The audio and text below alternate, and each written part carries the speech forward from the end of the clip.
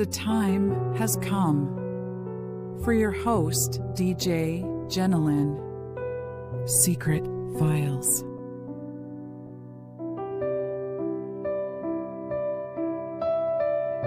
I discovered, in the most painful way, that I was only second. So I chose to stand on my own. Not because I can, but because of someone I never thought would betray me. To someone I never imagined would marry someone else instead of me. I was his girlfriend. I am 21 years old and currently studying in college. I am in my third year now. I'm from the Philippines, and my two older siblings are from Tokyo. My parents chose to move there. They left the Philippines when I was just 16 years old.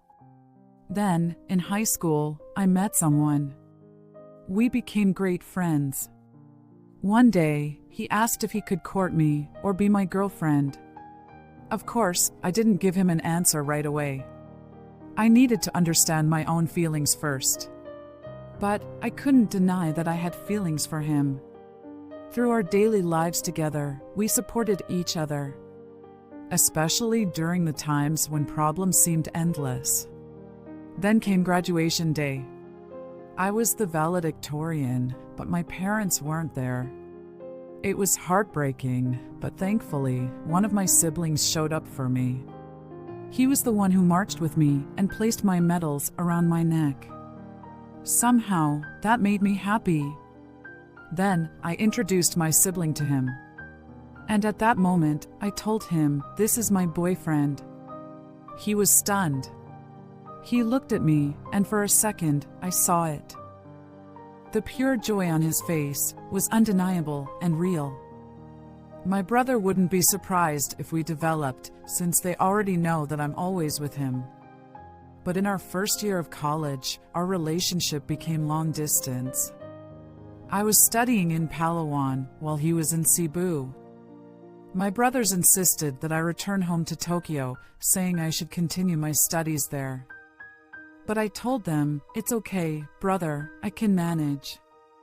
They believe I stayed behind simply because studying in the Philippines is more convenient. But the truth is, I just couldn't bear to leave my boyfriend behind.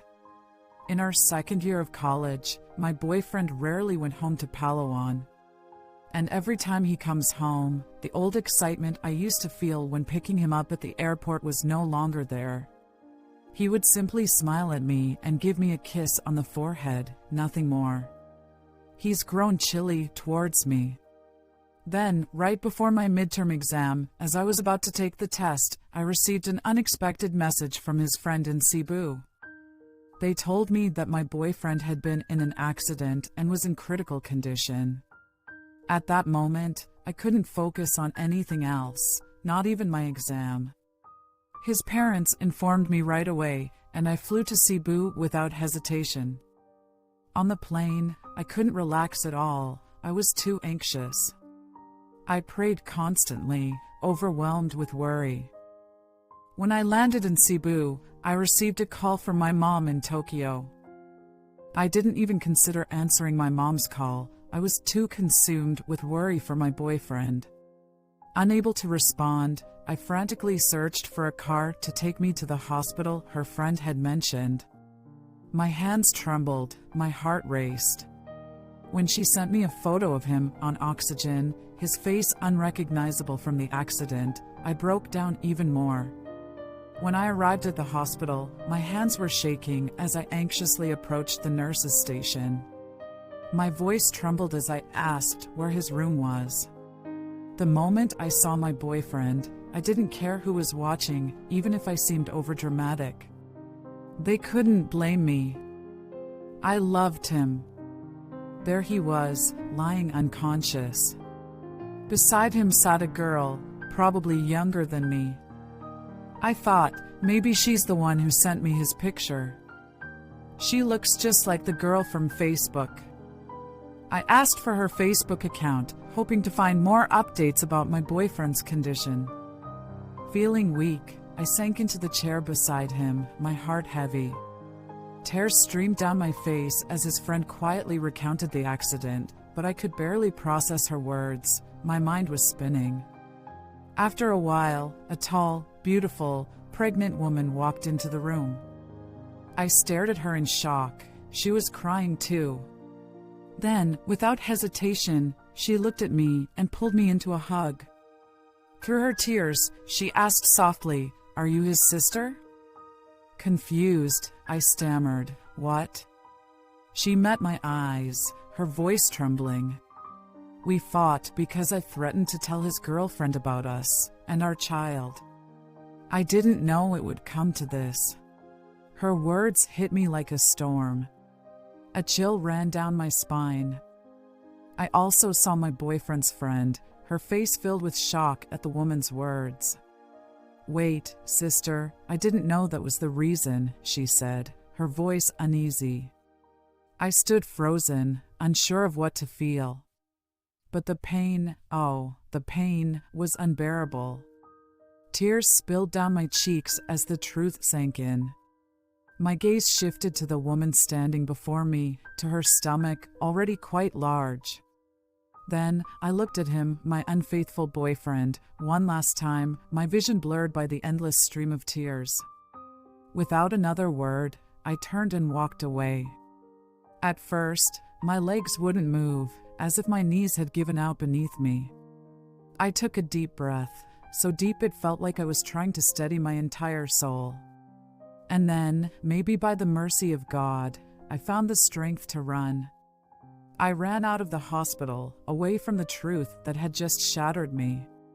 Before I knew it, I was on my way back to the airport, desperate to go home to Palawan. My phone vibrated. I ignored it, just like I had before. I didn't want to hear excuses, apologies, or explanations. Not now. Not ever.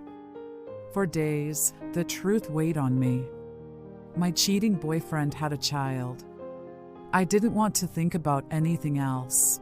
I just wanted to be with my family. I wanted to hug my mom, dad, and brother, to hold on to them as if their love could piece me back together. And then I remembered Mom had called earlier. I unlocked my phone and saw an email from my mom. I had received a scholarship in Tokyo. They had found a way for me to get there as soon as possible. Now, I'm in my 3rd year of college. But because of the quarantine, the pandemic has brought me back to the Philippines. I can't help but worry about the studies I left behind in Tokyo. But, well, whatever happens, happens. Batman can take care of it. Months have passed, yet I still haven't seen my unfaithful boyfriend. Maybe fate is finally sparing me from more pain. I'm letting him go, even though I'm the one who suffered the most. I was the first. The original. But that doesn't matter anymore. I have no choice but to do what's right for myself. And just like that, my love story comes to an end. Here are some valuable lessons that you can learn from the story. Lessons from my heartbreak, finding strength after betrayal. 1. Love should never be one-sided. If someone truly loves you, they won't make you feel like an option. A healthy relationship is built on mutual respect, commitment, and honesty. If you're constantly questioning your place in someone's life, it's time to reconsider if they deserve you. 2. Distance reveals the truth. Long-distance relationships can test love and loyalty. If someone truly values you, they will make an effort, no matter the miles between you. But if they grow distant, not just physically, but emotionally, that's a sign that something deeper is wrong. 3. Trust your gut. It's usually right. There were moments when things felt off, when the warmth in the relationship started to fade. Instead of ignoring those signs, listen to them. Your instincts often sense the truth before your heart is ready to accept it. 4. Painful endings lead to new beginnings. Walking away from someone you love is one of the hardest things to do. But sometimes, the person you're fighting for isn't meant to be in your future. Leaving a toxic relationship is not the end, it's the first step towards something better. 5. Family will always be your safe place. When everything fell apart, the people who truly loved you, your family, were the ones who remained by your side. No matter how far you go, they are the ones who will always welcome you back with open arms. 6. Forgiveness is for yourself, not for them. Betrayal cuts deep, and the anger feels justified. But holding on to that pain only hurts you more. You don't have to forget, and you definitely don't have to let them back in, but forgiving them allows you to move forward with peace. 7. You deserve more than just being the first. Being the first doesn't mean being the only, and being the original doesn't mean being the final choice. You deserve someone who chooses you fully, every single day. Love isn't about who came first, it's about who stays and stays loyal. 8. Prioritize yourself and your dreams. Love should never make you lose sight of your goals. When you chose to move forward, to study in Tokyo, and to focus on yourself, you proved that your future matters more than any heartbreak. The right love will support your dreams, not take you away from them. 9. Sometimes, losing someone is a blessing in disguise. It may not seem like it now, but one day, you will look back and be grateful that things ended. Because if they hadn't, you might have stayed in a love that wasn't truly yours. Sometimes, heartbreak is actually redirection to something greater. 10. You are stronger than you think. You faced betrayal, heartbreak, and disappointment, but you still chose to rise. You didn't let pain define you. Instead, you took the lesson, walked away, and kept moving forward. That is real strength. Here's some of my advice for you based on the story. 1. Love yourself first. No matter how much you love someone, always make sure you're not sacrificing your self-worth. If someone makes you feel like an option instead of a priority, it's time to walk away. You deserve to be with someone who values and respects you. 2. Don't ignore the red flags. Looking back, there were probably signs that something wasn't right. In relationships, trust your intuition. If someone's behavior changes, don't dismiss it, communicate and seek the truth. 3. Pain is temporary, but strength is forever. Heartbreak is devastating, but it won't last forever. The pain you feel today will shape you into a stronger, wiser person. Take time to heal, and know that you will come out of this even more resilient. 4. Surround yourself with supportive people. When you're hurting, lean on the people who truly love you, your family, friends, and even yourself. They will remind you of your worth and help you move forward. 5. Walking away is not weakness, it's strength. Many people stay in toxic relationships out of fear of being alone. But choosing to leave when you're being mistreated is the ultimate act of self-respect. You are not weak for letting go, you are strong for choosing yourself. 6. Focus on your future. Heartbreak feels like the end of the world, but in reality, it's a new beginning. You have so much ahead of you, new opportunities, experiences, and even the chance to find someone who truly deserves you. Keep moving forward. 7. Everything happens for a reason. Sometimes, we don't understand why certain things happen to us.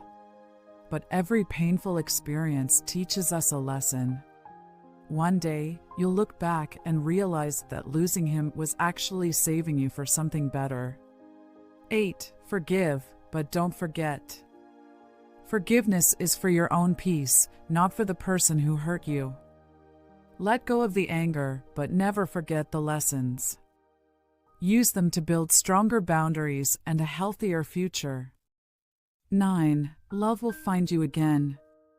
Just because one person hurt you doesn't mean love is hopeless. When the time is right, you'll meet someone who will love you the way you deserve. But for now, focus on loving yourself first. 10. You are enough. No betrayal, no heartbreak, no failed relationship can define your worth. You are enough just as you are, and the right person will never make you question that.